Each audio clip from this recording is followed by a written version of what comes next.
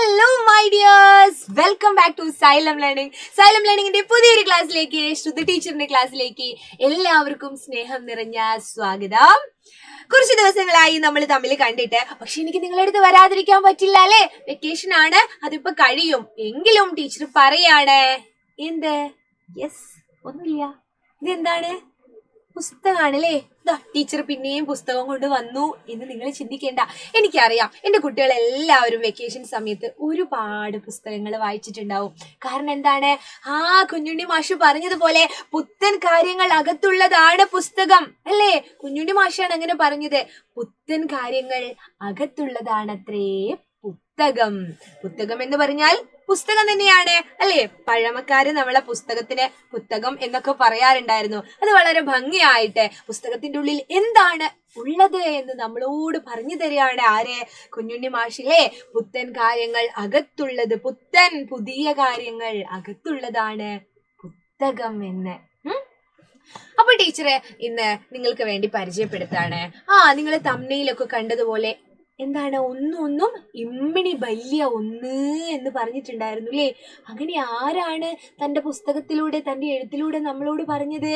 മലയാളത്തിന്റെ സ്വന്തം ബേപ്പൂർ സുൽത്താൻ അല്ലെ, അക്ഷര സുൽത്താൻ അല്ലെ, ബേപ്പൂർ സുൽത്താനായ വൈക്കം മുഹമ്മദ് ബഷീർ. ആരാണിത്? വൈക്കം മുഹമ്മദ് ബഷീർ ആണ്. ഒരു സംശയം ഇല്ലല്ലോ അല്ലെ. ടീച്ചർ ഇവിടെ പേര് പോലും അദ്ദേഹത്തിന്റെ എഴുതേണ്ട ആവശ്യമില്ല. കാരണം ഈ ഒരു ചിത്രം കാണുന്ന സമയത്തും മലയാളത്തിന്റെ സ്വന്തം അല്ലെ ബേപ്പൂർ സുൽത്താൻ എന്ന് കേൾക്കുന്ന സമയത്തും നിങ്ങളുടെ മനസ്സിലേക്ക് ആ പേര് ഓടി വരും. കാരണം ബഷീറിന്റെ എഴുത്തുകൾ അത്ര രസകരമാണ്. നമുക്കത് കൃത്യമായിട്ട് അറിയാം അല്ലെ.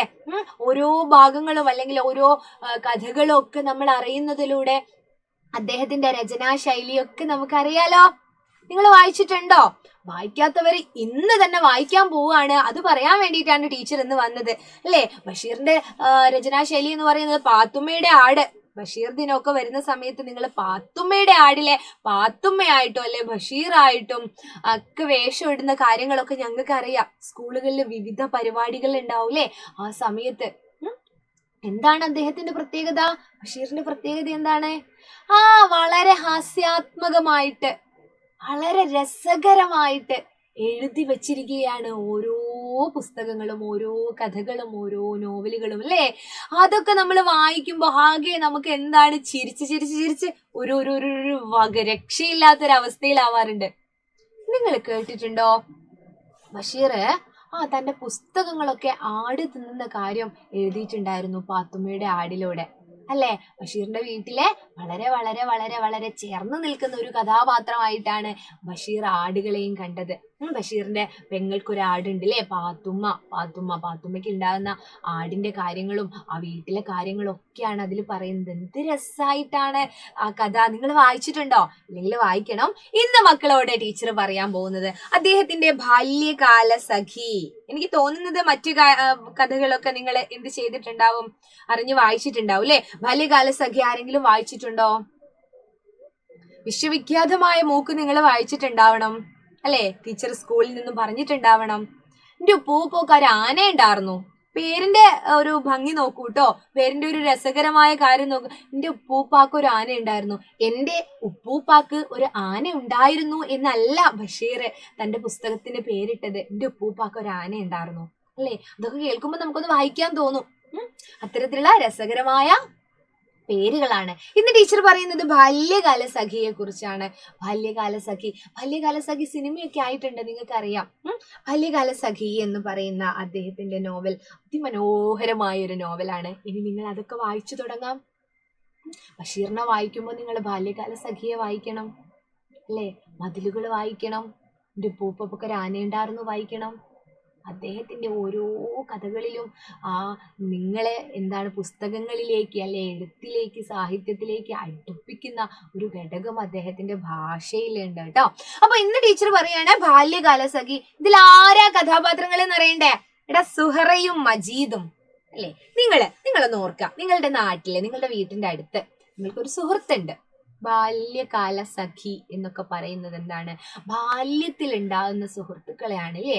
അപ്പൊ നിങ്ങളിപ്പം വലിയ ജോലിയൊക്കെ കിട്ടി മറ്റു പല സ്ഥലങ്ങളിലേക്ക് പോയാലും അല്ലെ, വിദേശത്തൊക്കെ പോയി വരുന്നവർക്ക് അറിയാം, അവര് തന്റെ ബാല്യത്തിലുള്ള കൂട്ടുകാരുമായിട്ട് ബന്ധം പുതുക്കാൻ ശ്രമിക്കും, ഉണ്ടാവാറില്ലേ? അവരുമായിട്ട് കൂട്ടുകൂടാൻ ശ്രമിക്കും.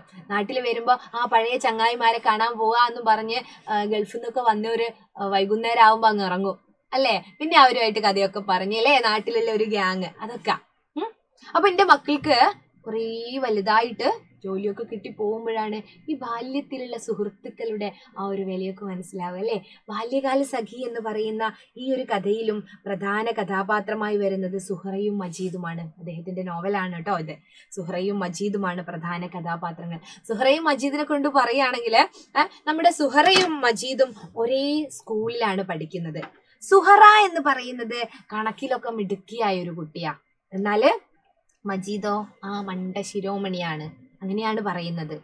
മണ്ട ശിരോമണിയാണ്. അപ്പൊ നാരായണ പിള്ള സാറ് ക്ലാസ്സിൽ നിന്നും ചോദിക്കുകയാണ്,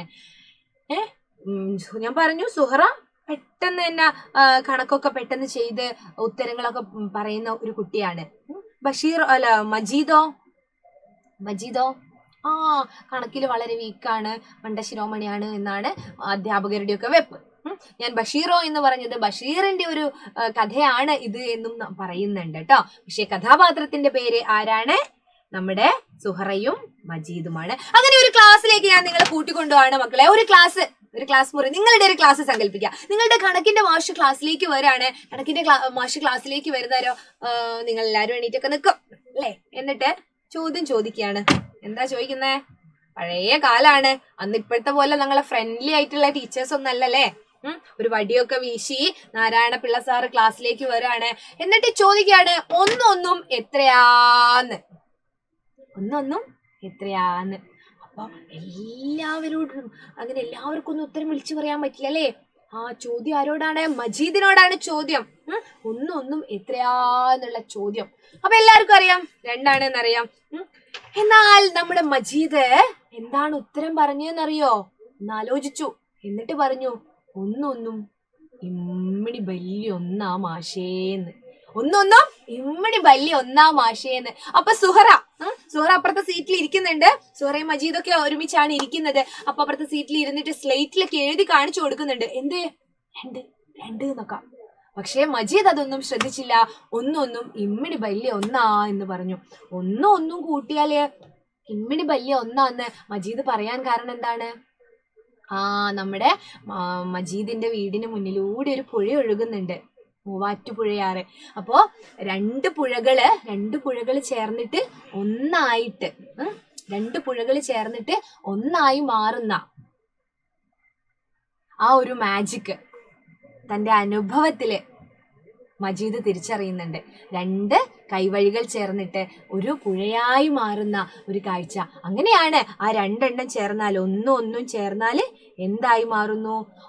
ഇമ്മണി വലിയൊരു പുഴയായി മാറുന്നതല്ലേ നമ്മുടെ മജീദ് കാണുന്നത്. അങ്ങനെയാണ് മജീദ് ആ ഉത്തരം പറഞ്ഞത്. നമ്മുടെ ഗണിതശാസ്ത്രത്തിലെ ഗണിതത്തിലെ ആ ഒരു എന്താണ് സൂത്രവാക്യങ്ങളെയും എല്ലാം മാറ്റി എഴുതിക്കൊണ്ട് പുതിയൊരു തത്വം ഉണ്ടാക്കുകയാണ്, പുതിയൊരു നിയമം ഉണ്ടാക്കുകയാണ്. നമ്മുടെ കഥാപാത്രമായ മജീദ്. വളരെ രസകരമായ കുറേ കാര്യങ്ങൾ ഈ പുസ്തകത്തിലുണ്ട് കേട്ടോ. ഈ പുസ്തകത്തിലുണ്ട്. അപ്പൊ നിങ്ങളൊന്ന് ചിന്തിച്ചു നോക്കൂ, നമ്മുടെ നാരായണ പിള്ള സാറ് എന്ത് പറഞ്ഞിട്ടുണ്ടാവും മജീദിന? പിന്നെ അവരുടെ പഠനം എങ്ങനെയായിരുന്നു? മജീദും സുഹറയും കുറേ കാലം സുഹൃത്തുക്കളായി നിന്നോ?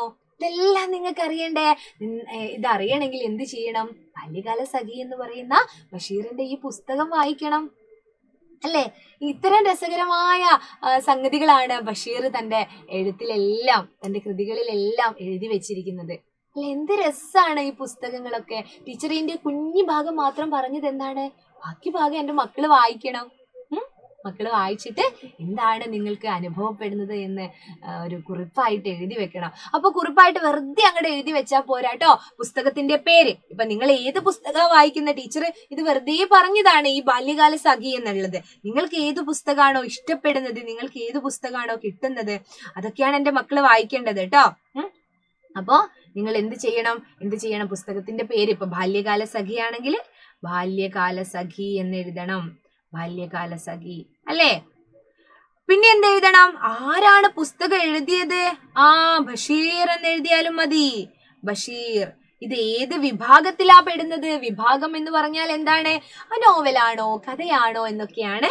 അപ്പൊ നോവൽ വിഭാഗത്തിലാണ്. ആ പുസ്തകത്തിന് എത്ര വില വരുന്നുണ്ടോ എന്ന് എഴുതി. ഇപ്പം ആദ്യത്തെ വിലയിൽ നിന്നും ചെറിയ മാറ്റങ്ങളൊക്കെ വരുന്നുണ്ടാവും അല്ലെ. അപ്പൊ 50 രൂപയാണെങ്കിൽ 50 രൂപ. ആരാണ് പബ്ലിഷ് ചെയ്തത് അല്ലെ? പബ്ലിഷ് ചെയ്ത് നിങ്ങൾക്ക് കയ്യിൽ കിട്ടുന്ന പുസ്തകം ആരാണ് പബ്ലിഷ് ചെയ്തത് എന്ന് വെച്ചാല് ആ പുസ്തകത്തിന്റെ പേരെഴുതുക കേട്ടോ.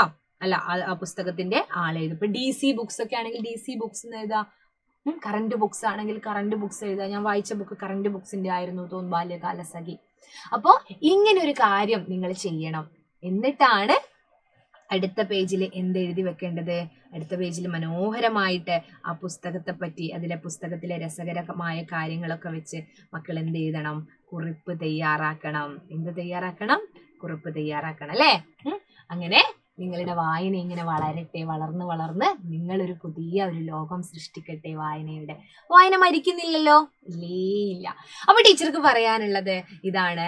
വായനയിലേക്ക് നമ്മളെ അടുപ്പിക്കുന്ന തരത്തിലുള്ള ഇത്തരം കാര്യങ്ങളുമായിട്ട് ടീച്ചർ ഇനിയും വരാം. മക്കള് എന്തായാലും പുസ്തകം വായിക്കണം. വായിച്ചിട്ട് എല്ലാവരും കമന്റ് ചെയ്യണം കേട്ടോ. ടീച്ചറെ, ഞാൻ ഈ പുസ്തകം വായിച്ചു, അല്ലെങ്കിൽ ഇതിന് ശേഷം ഈ കഥ എങ്ങനെയായിരുന്നു. അപ്പൊ ബാല്യകാലസഖി അടിപൊളിയായിട്ട് നിങ്ങൾ വായിക്കണം. ബഷീറിന്റെ മറ്റു കൃതികളെ വേണമെങ്കിൽ ടീച്ചർ ഇനിയും പരിചയപ്പെടുത്തി തരുന്നുണ്ട് കേട്ടോ. എല്ലാവരുടെയും ഓരോരുത്തരുടേതായിട്ട് ഇടയ്ക്കിടയ്ക്ക് ഇത്തരം പുസ്തകങ്ങളിലെ കുഞ്ഞു കുഞ്ഞു കാര്യങ്ങളുമായിട്ട് വരാം. അപ്പൊ നിങ്ങൾ എല്ലാവരും വായിക്കുക. ഒരുപാട് സ്നേഹത്തോടെ ടീച്ചർ ഇപ്പൊ നിർത്താണ്. മറ്റൊരു ക്ലാസ്സിൽ കാണാം. അതുവരേക്കും ബൈ.